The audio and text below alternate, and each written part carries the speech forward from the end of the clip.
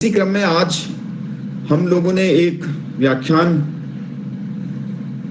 रखा हुआ है जिसका मुख्य उद्देश्य है हम लोगों को आप लोगों को बताना और आपके माध्यम से आपसे जुड़े हुए और लोगों को बताना कि सिंगल यूज प्लास्टिक का उपयोग हम लोगों को नहीं करना है। यह हमारी सेहत के लिए तो नुकसानदायक है ही है, हमारे पर्यावरण के लिए भी बहुत ज्यादा नुकसानदायक है। सिंगल यूज प्लास्टिक को हम डिस्पोजेबल प्लास्टिक भी कहते हैं, जिसका हम सिर्फ एक बार उपयोग कर सकते हैं, दोबारा हम इसको उपयोग में नहीं ला सकते हैं। तो इसी क्रम में मैं संयुक्त निदेशक महोदय से आग्रह करूंगा, अगर उनकी इजाजत हो तो हम इस व्याख्यान को प्रारंभ करते हैं। इस व्याख्यान को हमारे बीच डॉक्टर अखिलेश तिवारी प्रस्तुत कर रहे हैं। तो संयुक्त निदेशक महोदय से मेरा अनुरोध है कि अगर उनकी आज्ञा हो तो हम इस व्याख्यान को प्रारंभ जरूर।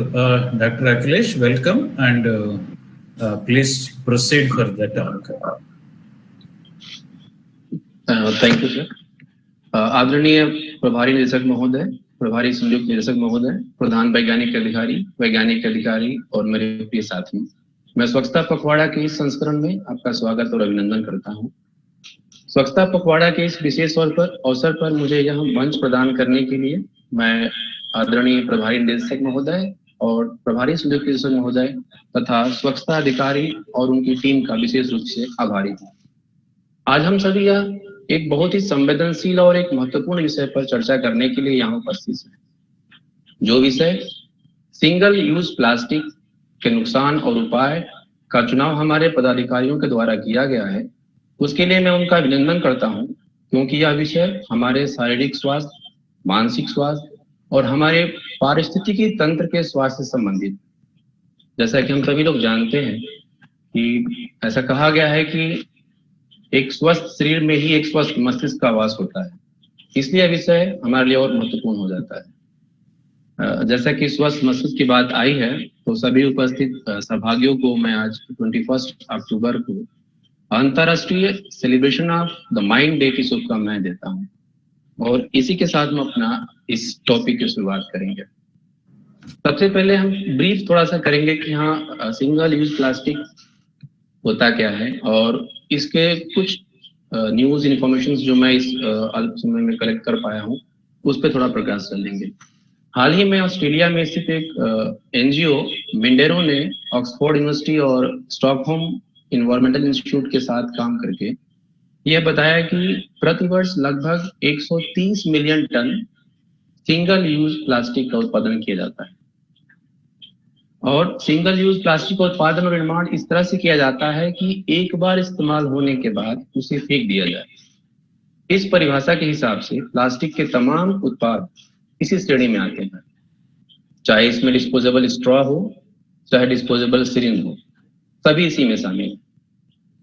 भारत में प्लास्टिक कचरा प्रबंधन संशोधित नियम 2021 में सिंगल यूज प्लास्टिक को प्लास्टिक की ऐसी वस्तु बताया गया है जिसे नष्ट करने या रिसाइकिल करने से पहले सिर्फ एक मकसद से केवल एक बार ही उपयोग में लाया जाता है। जिन पर प्रतिबंध लगना है उन 20 सिंगल यूज प्लास्टिक उत्पादों की पहचान केंद्रीय रसायन एवं उर्वरक मंत्रालय के निर्देश पर रसायन एवं पेट्रो रसायन विभाग द्वारा गठित विशेषज्ञों की एक समिति ने की है। समिति ने किसी प्लास्टिक को सिंगल यूज प्लास्टिक मानने के 2 पैमाने बताए। पहला कि उसकी उपयोगिता क्या है, ये हमारे लिए किस तरह से उपयोगी होगा और किस किस फॉर्मेट में इसका हम उपयोग अपने दैनिक कार्यों में, व्यवसायिक कार्यों में ला सकते हैं।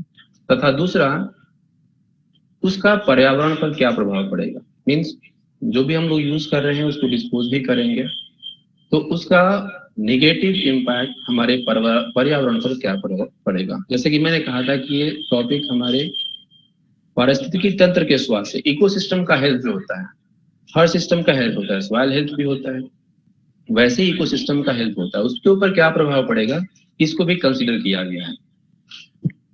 थोड़ी सी प्लास्टिक की हिस्ट्री या बैकग्राउंड के बारे में अगर हम लोग डिस्कस करें तो भारत में प्लास्टिक जो था पहली बार 60 के दशक में लाया गया, उपयोग में लाया गया था। और वास्तव में देखा जाए तो प्लास्टिक के अपने उत्पादन से लेकर के और सभी अवस्थाओं में जहां जहां इस्तेमाल किया जाता है, किसी भी अवस्था में इस्तेमाल किया जा रहा हो, वो सारी अवस्थाएं पारिस्थितिकी तंत्र के लिए खतरनाक है। लेकिन कुछ पक्षधरों का दावा है कि यह इको फ्रेंडली यानी पारिस्थितिकी के संगत है, क्योंकि यह लकड़ी और कागज का उत्तम विकल्प है। विकल्प होना ही इको फ्रेंडली का एक प्रमाण नहीं है, लेकिन कुछ लोगों का यह मानना है। जबकि प्लास्टिक की उत्पत्ति जो हुई थी वो सेलुलोज डेरिवेटिव से हुई थी, और सबसे पहला जो प्रथम सिंथेटिक प्लास्टिक बनाया गया था उसको बेकलाइट कहा गया था, और इसे जीवाश्म ईंधन से निकाला गया था। कहने का तात्पर्य यह है कि जो डिफरेंट ग्रुप्स हैं या डिफरेंट ओपिनियन वाले साइंटिफिक कम्युनिटी है, वो इसको समय समय पर अपने हिसाब से प्रोड्यूस करती है।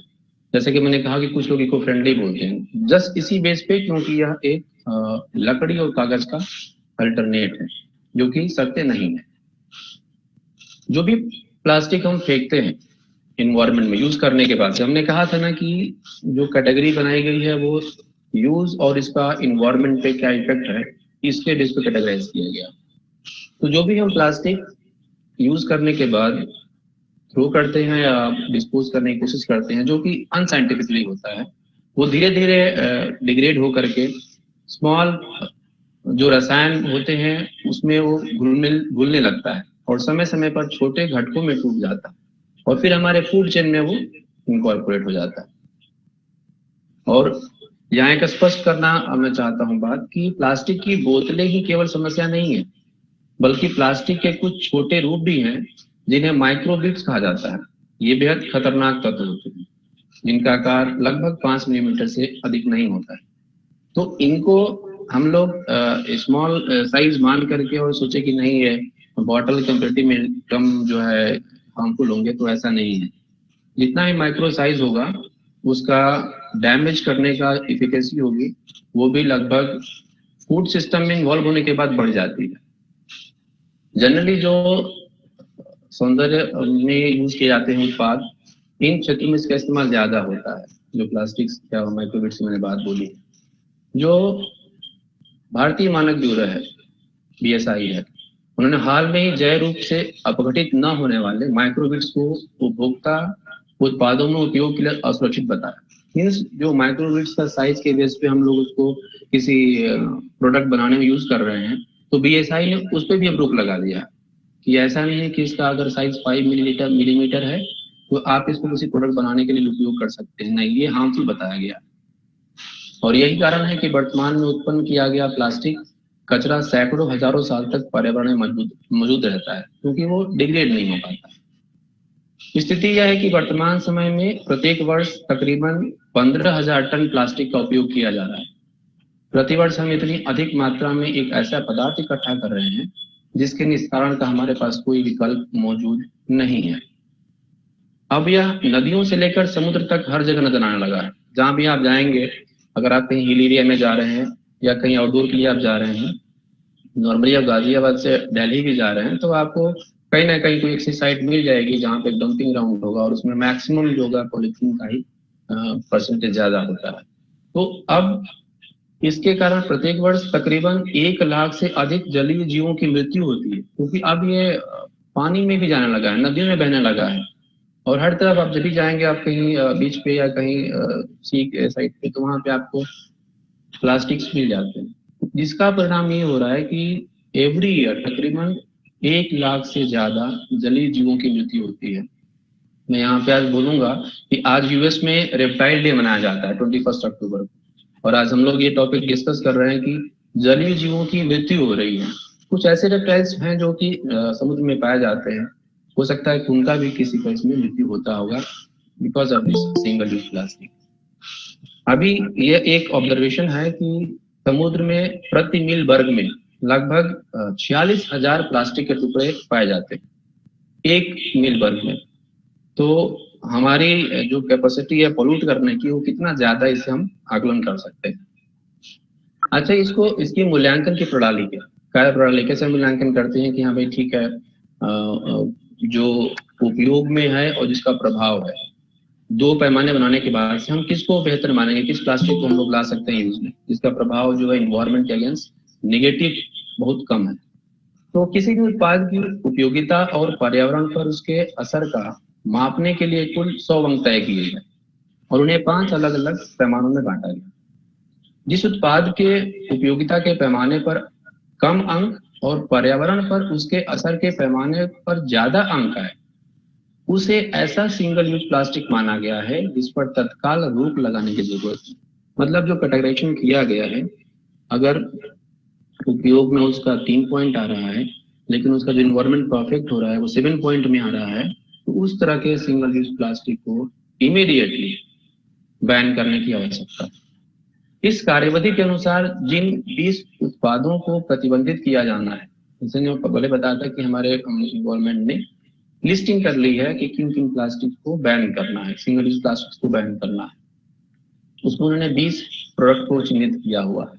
वो इन पैमानों पर खरे उतरते हैं क्योंकि उसमें ये देखा गया है कि जो ये 20 शॉर्ट लिस्टेड किए गए हैं, इसमें इनका उपयोग की परसेंटेज कम है, बट जो बैड इफेक्ट टुवर्ड इकोसिस्टम है वो हाई है। इसलिए इनको इमीडिएटली बैन करने के लिए गवर्नमेंट ने प्लान किया है और इसको चिन्हित किया हुआ है। और इनमें से जिन सिंगल यूज प्लास्टिक पर प्रतिबंध लगाने की बात कही जा रही है, उनमें से ज्यादातर का उत्पादन स्थानीय छोटे और मध्यम श्रेणी के प्लास्टिक उत्पादक कारोबारी करते हैं जो बिना ब्रांड वाले उत्पादों की बिक्री करते हैं। आपने देखा होगा, आप जाते हैं, आप मार्केट में हम लोग कहीं जाते हैं तो एक पॉलिथीन दे दीजिए, तो उस पॉलिथीन में कोई ब्रांड नहीं होता, तो यह एक अनब्रांडेड प्रोडक्ट होता है और जिसका एक इनडायरेक्ट इफेक्ट ये होता है कि उसको ट्रेस करना, उसको आइडेंटिफाई करना और उसकी कार्यकलाप को रोकने में सरकार को थोड़ी मुश्किलात आती है। इन चीजों के जो सिंगल यूज प्लास्टिक है या जो इनके यूज का प्रॉब्लम हो रही है, इसकी जड़ क्या है, एक्चुअली क्यों ऐसा शुरुआत हो रहा है या किस वजह से जो है सिंगल यूज प्लास्टिक को इतना खतरनाक माना गया है, क्यों लिस्टिंग में 20 को ही निकाला गया है, तो थोड़ा सा डिस्कस करेंगे हम लोग कि इसकी जड़ क्या है, समस्या की जड़ क्या है, रूट कॉज क्या है। जिन 20 सिंगल यूज प्लास्टिक उत्पादों की प्रतिबंध की सूची में रखा गया है वह ऐसे नहीं है जो कंपोस्ट होने वाले प्लास्टिक से बने होते हैं, मीन्स वो डिकम्पोज हो ही नहीं पाएंगे, आज भी वैसे ही हैं। और अगर आप उसको 50 इयर्स बाद भी निकालेंगे तो उसको ऐसे ही कंडीशन उसकी थोड़ी डैमेज हुई होगी, बट उसकी जो इंग्रेडिएंट्स हैं, हार्मफुल इंग्रेडिएंट्स, वो एज इट इज आपको मिलेंगे। तो इसलिए वो 20 जो आइडेंटिफाई किए गए हैं वो इस कैटेगरी में आते हैं, इसलिए इनको बैन करने की शुरुआत की गई। कंपोस्ट होने वाले प्लास्टिक वह होते हैं जो छोटे छोटे टुकड़ों में टूट करके और प्राकृतिक तत्वों में बदल जाते हैं, यानी कि डिकम्पोज कर दिया और वो हमारे सॉइल को इनरिच कर दिया उन्होंने, तो हमारे लिए कहीं आगे भी फर्दर सॉइल हेल्थ को इम्प्रूव करने के लिए फर्टिलाइजर्स के फॉर्म में सपोर्ट करने के लिए यूज में आ सकते हैं। हमारे देश में उस तरह की तकनीकी फिलहाल मौजूद नहीं है जो फॉसिल बेस्ड प्लास्टिक और डिकम्पोज होने वाले प्लास्टिक में अंतर बता सके कि ये कौन सा प्लास्टिक है जो डिकम्पोज हो जाएगा और ऐसा कौन सा प्लास्टिक है जो डिकम्पोज नहीं होगा। इसको इमीडिएट आइडेंटिफाई करने की जिसके जो टेक्निक्स चाहिए, जो आधारभूत एक स्ट्रक्चर चाहिए, वो भी हमारे कंट्री में फिलहाल नहीं है। और उद्योगों के आकलन के मुताबिक भारत में, अपनी कंट्री में ईयर 2018 में करीब 1.84 करोड़ टन प्लास्टिक का इस्तेमाल किया था, जबकि उस एक साल में उत्पादन केवल 1.7 करोड़ टन प्लास्टिक का हुआ था। जो मैंने पीछे बात कही थी कि वो सिंगल यूज प्लास्टिक्स जो छोटे छोटे वेंडर्स या कारोबारी द्वारा प्रोड्यूस किए जा रहे हैं, जिनको ट्रेस करना मुश्किल है, उन्हीं का वजह यह है कि यदि आप देख रहे हैं कि आंकड़े में जो प्लास्टिक यूज किया गया है उसके कंपैरिजन में आंकड़े में उससे कम प्लास्टिक बनाया गया है, तो वो कहां से आए, तो वो वही है जो कि ट्रेसेबल नहीं हो पा रहे।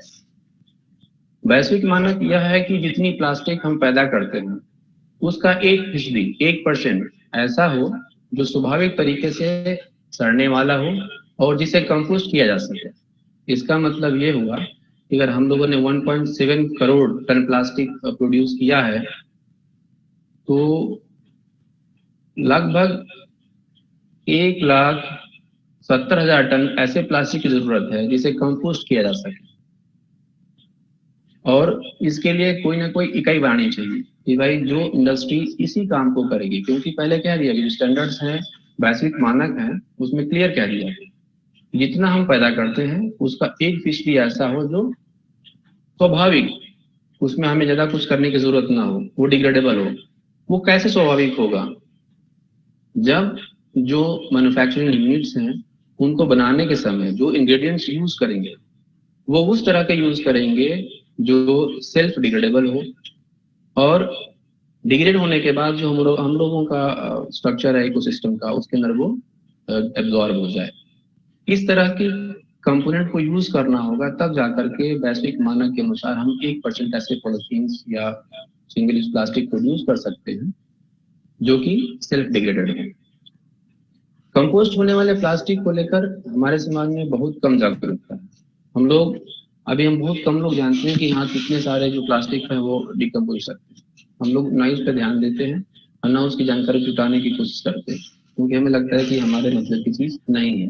लेकिन जो अभी आज मैंने भी इस जो मेरे को चांस मिला लेक्चर के लिए, जो मैं भी गो थ्रू हुआ, तो पता लगा कि एक ऐसा ग्रे एरिया है जहाँ पे हम लोग देख नहीं रहे हैं, बट डे बाय डे या एक विकराल रूप पकड़ रहा है और हम लोगों के सिस्टम को एक दिन इनगल्फ कर लेगा।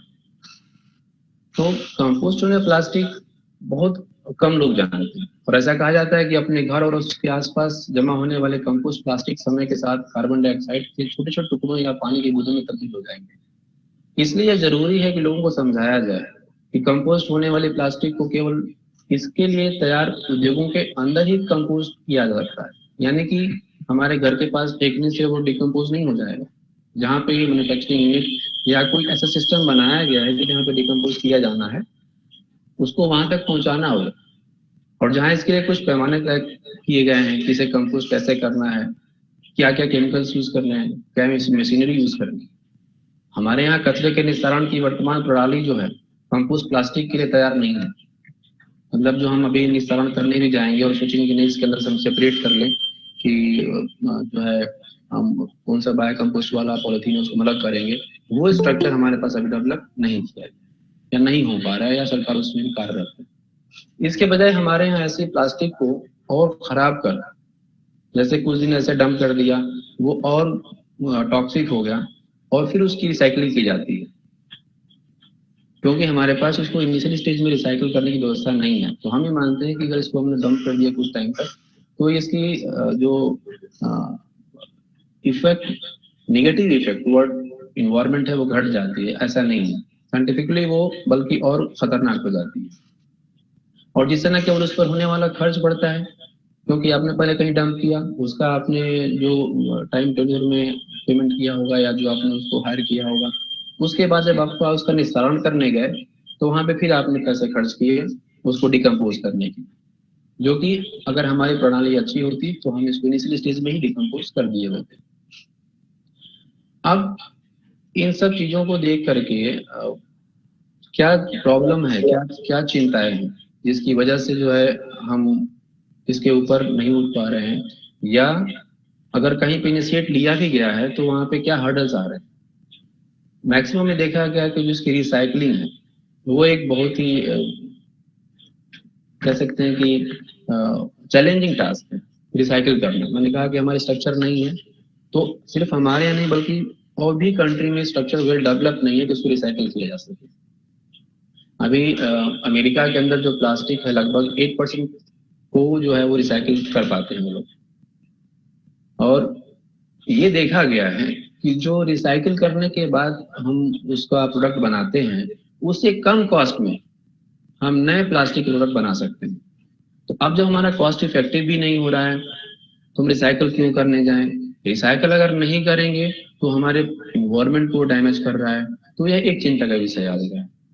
अब कुछ प्रयास जो है स्टेट लेवल पे या कंट्री के अपनी अपने लेवल पे किया जा रहा है। जैसे स्टेट लेवल में राज्य सरकार और नगर पालिकाओं को प्लास्टिक, किराना, हेलो हेलो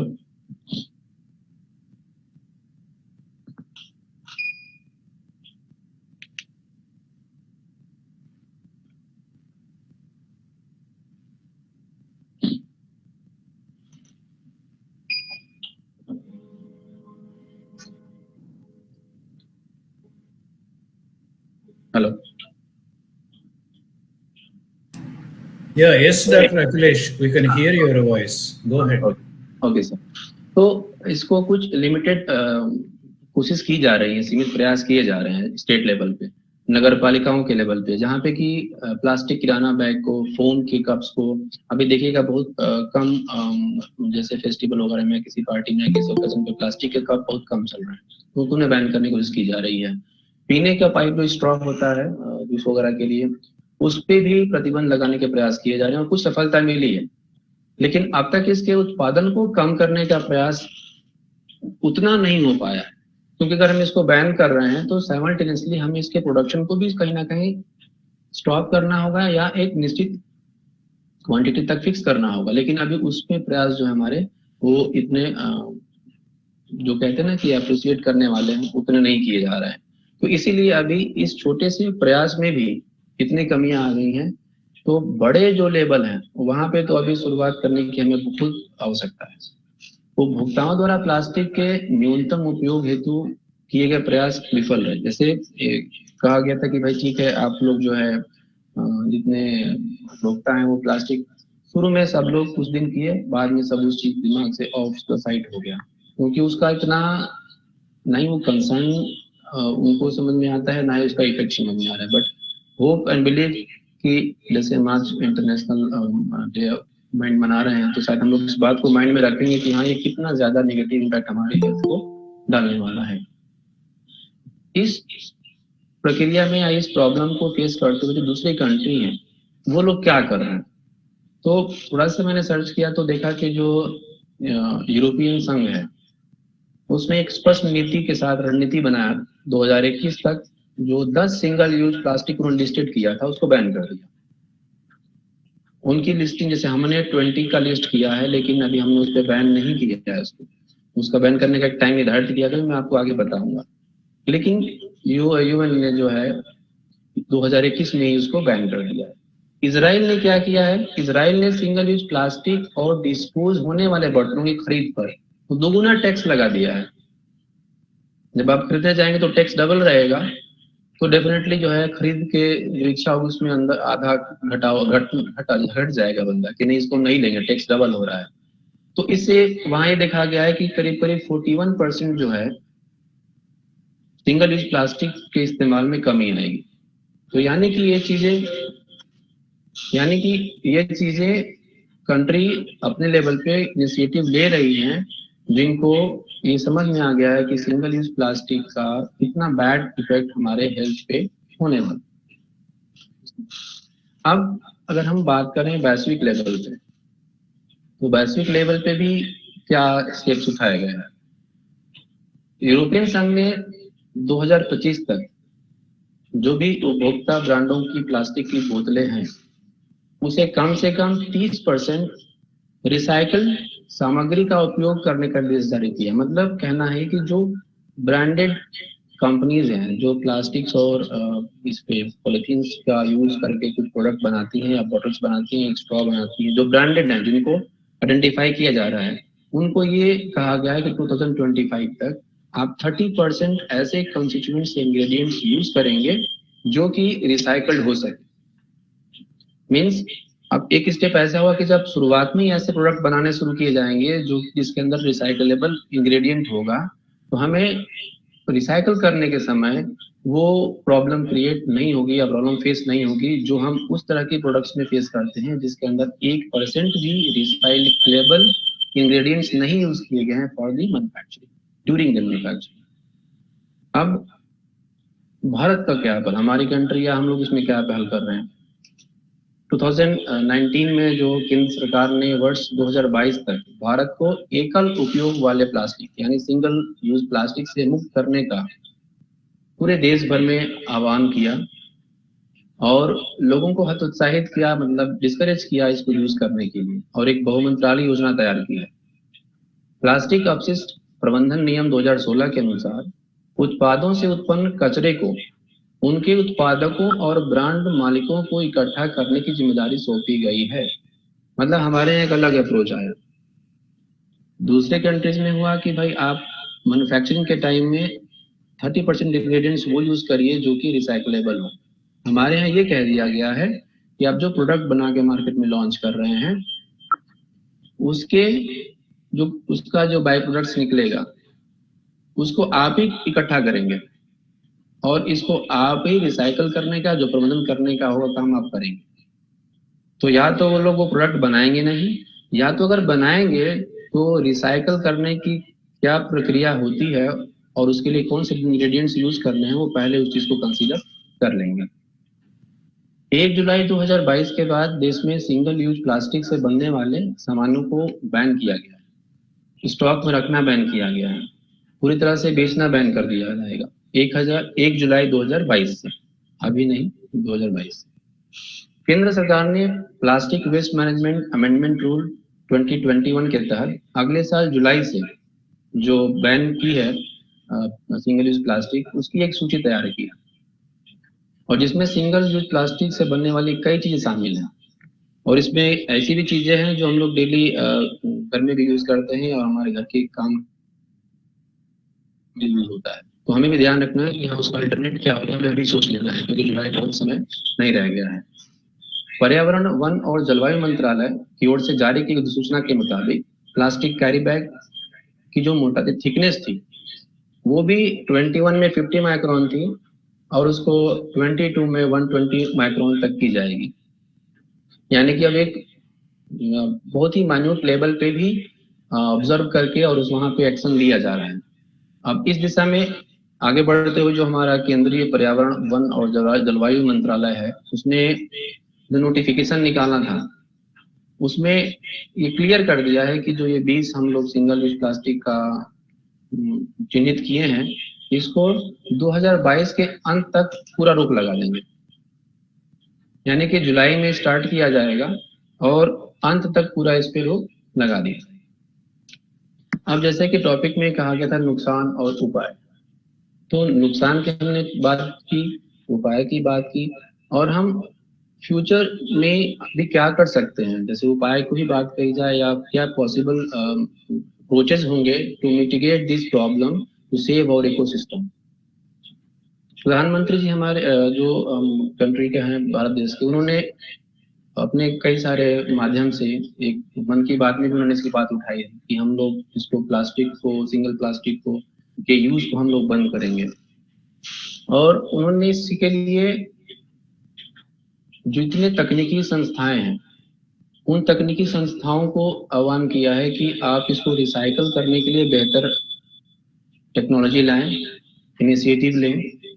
उन्होंने दुकानदारों से और कस्टमर से यूज किया, अनुरोध किया था कि भाई इसको आप लोग कम से कम मांगे और कम से कम दें, क्योंकि हम लोग जाकर के तुरंत पॉलिथीन मांग लेते हैं हम कि भाई पॉलिथीन दीजिए, सामान रखना है, तो उसको भी रोकने की उन्होंने बात की थी।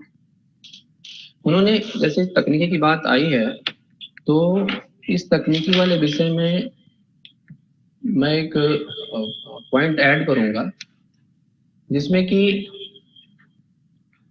अगर प्रधानमंत्री जी आह्वान कर रहे हैं टेक्निक्स को डेवलप करने की, तो बीइंग ए माइक्रोबायोलॉजिस्ट, जो हम लोग का जो क्षेत्र है, थोड़ा सा मैंने उसमें भी खोजबीन की आज, तो देखा कि डिफरेंट 66 टाइप्स के प्लास्टिक जो हैं उसको माइक्रोब्स के कुछ स्पीसीज लाइक बैसिलस, एस्परजिलस ये डिग्रेड करती हैं 66 टाइप के। यानी कि अगर हम इस विषय में भी सोचेंगे तो हम अपनी जो खोज, जो सरकार ने बोला है, मंत्री जी ने बोला है, प्रधानमंत्री ने अपने तकनीकी को बढ़ावा देने के लिए, उसमें हम माइक्रोब की भी हेल्प ले सकते हैं। हमने ये देखा है कि जो हम लोग ये पेट बॉटल्स यूज करते हैं जनरली पैकेजिंग फूड के लिए, बेवरेजेस के लिए, देखा होगा पॉलीथाइलीन टेट्राफ्लेट का होता है। इसको डिग्रेड करने के लिए एक बैक्टीरिया है इंडोनेला, ये इसको कार्बन में और एनर्जी सोर्स में तोड़ देता है। यानी कि जो सबसे हार्ड बॉटल आपकी होती है उसको भी बैक्टीरियम जो है डिग्रेड कर सकता है और उसको कार्बन और अदर एनर्जी सोर्स में प्रोड्यूस कर सकता है। कुछ फंगल स्पीसीज ऐसी हैं जिनका तो पर मंथ का भी डेटा दिया गया है, जैसे स्पैजिलस ग्लाइकस है और नाइजर है। इनको देखा गया है कि ये 28.8% of polythene and 7.26% of plastic 1 महीने के अंदर डिग्रेड करते हैं। यानी कि microbial involvement incorporation in this technology एक मेजर रोल प्ले करेगा। जैसे बायोरिमेडिएशन में किया गया था, आज वही समय आ गया है कि सिंगल यूज प्लास्टिक के डिग्रेड करने के लिए या उसकी रोकथाम के लिए भी हम माइक्रोब को यूज में ला सकते हैं। उसके बाद ये स्टेप उठा सकते हैं कि जो जैसे ये कपास, खादी आश्रम के या बायोडिग्रेडेबल प्लास्टिक जैसे विकल्पों को प्रोत्साहित करने की आवश्यकता है। जो लोग इस काम में लगे हुए हैं, जो इस काम को अपने जीविका के रूप में या अपने एक पैशन के रूप में अगर कर रहे हैं, तो इसको इनिशिएटिव को या इस एक मूवमेंट को मजबूत किया जाए, उनको इनकरेज किया जाए, सो दैट हम लोगों का प्रोडक्ट्स मार्केट में ज्यादा आना शुरू होगा। उसके अलावा जो ऐसे विकल्प जो प्लास्टिक भी ना हो, जो सिंगल यूज प्लास्टिक भी ना हो, लेकिन उसका एक अल्टरनेट हो, उसको भी फाइंड आउट करने के लिए हमें R&D करने की जरूरत है। और उस R&D करने के लिए हमें भी सहायताओं की भी जरूरत पड़ेगी। तो एक ये उपाय की जो बात करेगी, तो इसमें ये छोटा सजेशन ये है कि भाई अगर हम टेक्निक्स की बात करेंगे तो उसके अंदर हम एक पूरा अगर सेक्शन बना देंगे कि भाई पॉलिथीन डिटेक्शन के लिए इसके लिए ये ऑर्गेनाइजेशन काम करेगी और इतनी फंडिंग दी जाएगी, तो वो लोग इनकरेज होंगे साइंटिस्ट और रिसर्च करने के लिए, जो कि प्रोडक्ट को ला सकते हैं मार्केट में। हमें उस पॉलिथीन्स को बढ़ावा देना होगा जो कि कंपोस्ट बनने में उपयोगी है, डिग्रेड हो सकती है और हमारे लिए सॉइल हेल्थ को इनकरेज करने के लिए यूजफुल होगी। क्योंकि सॉइल हेल्थ इनकरेज होगा तो डेफिनेटली हमारी जो इंफ्रास्ट्रक्चर है वो मजबूत होगी। और सबसे लास्ट है बट नॉट द लीस्ट, हम सबको अपने व्यवहार में परिवर्तन लाकर कचरे को फैलने से रोकना होगा, तथा साथ साथ ही जैसे घर में हो, ऑफिस में हो या कहीं भी लेवल पे, अगर हम उसको सेग्रीगेट कर सकें कि ये किस तरह का कचरा है, ये किस तरह का कचरा है, इसमें कितने सिंगल यूज प्लास्टिक हैं या कौन से डिग्रेड नहीं हो सकते हैं जो हार्मफुल केमिकल प्रोड्यूस करेंगे, उसके डिग्रेडेशन का या एक निस्तारण का कुछ प्रबंधन हो तो हम लोगों को व्यवस्था करनी चाहिए।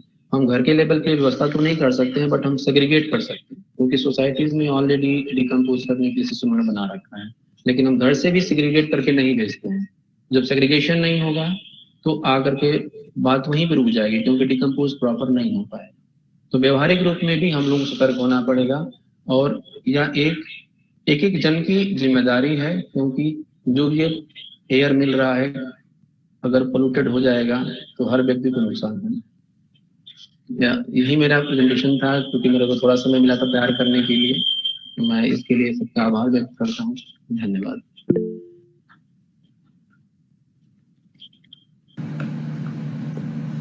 धन्यवाद डॉक्टर अखिलेश, आपने हमको इतनी अच्छी जानकारी दी सिंगल यूज प्लास्टिक के बारे में। निसंदेह यह हमारे स्वास्थ्य के लिए भी हानिकारक है और हमारे पर्यावरण के लिए भी हानिकारक है। हमारा कार्यालय वैसे भी सिंगल यूज प्लास्टिक का उपयोग नहीं करता है। हम भारत सरकार के दिशा निर्देशानुसार सिंगल यूज प्लास्टिक का उपयोग नहीं कर रहे हैं, लेकिन फिर भी कहीं अगर व्यक्तिगत रूप पर कोई भी कर्मचारी या कोई भी अधिकारी सिंगल यूज प्लास्टिक का उपयोग कर रहा है तो वो उनसे भी अनुरोध है कि वो व्यक्तिगत रूप पर भी नहीं करे, अपने घरों पर भी नहीं करे। इसी कड़ी में मैं संयुक्त निदेशक महोदय से आग्रह करूंगा कि वह भी हमें सिंगल यूज प्लास्टिक के उपयोग न करने के बारे में हमें कुछ बताएं।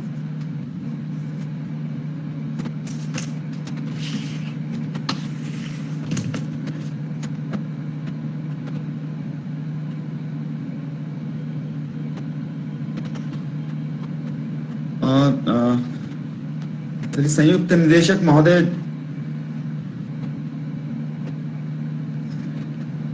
sorry, actually I was just talking to another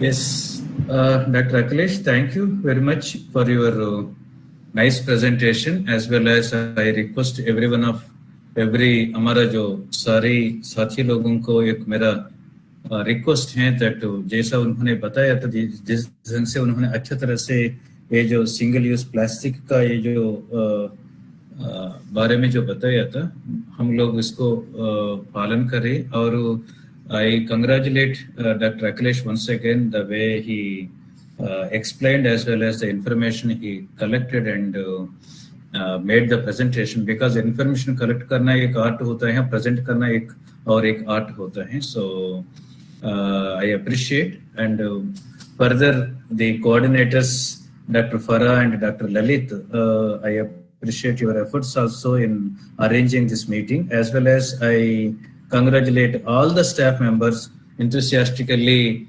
participating in this event, because the basic thing goes to all the participants, because reason is that having the patient hearing as well as the next step is that following what we learn, that is more important. So I firmly believe that सारे लोग जो भी जो अच्छा तरह से जो अच्छा हमने सीखा था, that one should follow. And again this particular स्वच्छता प्रोग्राम का टाइम पे मेरा एक रिक्वेस्ट है सभी लोगों को, जो भी प्रोग्राम हमारा कोऑर्डिनेटर्स अरेंज कर रहे हैं, डॉक्टर फरा इसको अटेंडेंस वगैरह ले लेना, एंड जो आ रहा है इसको जरा नोट कर लेना, बिकॉज ये गवर्नमेंट ने एंकरेज के लिए, जो स्टाफ का एंकरेजमेंट के लिए और एजुकेट करने के लिए ये प्रोग्राम कंडक्ट कर रहे हैं. Okay, so everybody should take it seriously. ऐसा नहीं है just casually, nobody should have a casual approach. Okay, so कौन कौन अटेंड किया है, कौन अटेंड नहीं किया, तो मुझको जरा अटेंडेंस दे देना, एंड इन लोगों को एक रिमाइंडर भेज देना that what is the reason for not attending the meeting, because ये this should be educating to everybody. Okay, हम भी अपना इतना प्रोग्राम बिजी शेड्यूल्स को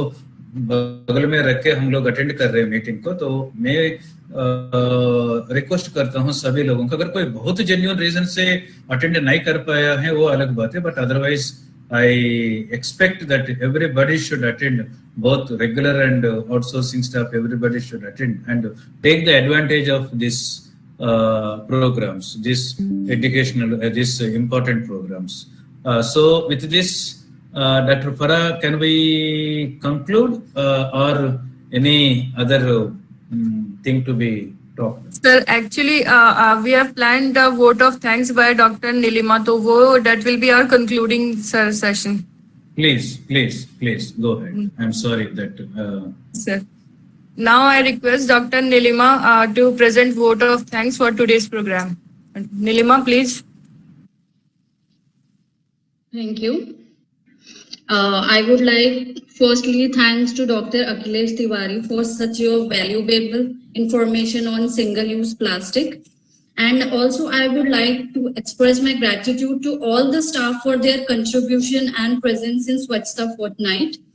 And I extend my gratitude to our Joint Director, sir, for guiding us and taking out time from busy schedule to grace the event. Last but not the least, मैं उन लोगों को भी धन्यवाद करना चाहूंगी जो ऑनलाइन माध्यम से तो नहीं जुड़े, पर वे दिन रात लगे हुए हैं हमारे ऑफिस के परिसर को साफ एवं स्वच्छ बनाने में एवं इस पखवाड़ा को सफल बनाने में. Thanks everyone, thanks for joining us. Ma'am, over to you. अंत में एक बात मैं कहना चाहूंगा. अभी मैं किसी दुकान पे मैंने एक स्लोगन देखा था, हम 250 ग्राम का फोन अपने साथ कैरी कर सकते हैं लेकिन 30 ग्राम का कपड़े का थैला अपने साथ नहीं लेके चल सकते हैं. तो मैं सभी से रिक्वेस्ट करूंगा कि अपने साथ एक कपड़े का थैला जेब में रख के चलें. जब भी आप सब्जी खरीद रहे हैं, कोई सामान खरीद रहे हैं, तो आप प्लास्टिक का बैग नहीं मांगेंगे, अपने जेब से उस थैले को निकाल के सारा सामान उस थैले पे रखेंगे. हम सभी को पहल करनी होगी प्लास्टिक से अपने देश को बचाने की. इसी क्रम में मैं संयुक्त निदेशक महोदय से गुजारिश, उनसे आज्ञा चाहूंगा कि हम इस प्रोग्राम को यहीं पे समाप्त करते हैं. तो इस प्रोग्राम को हम यहीं पे समाप्त करते हैं. आप सभी का बहुत बहुत धन्यवाद. Thank you.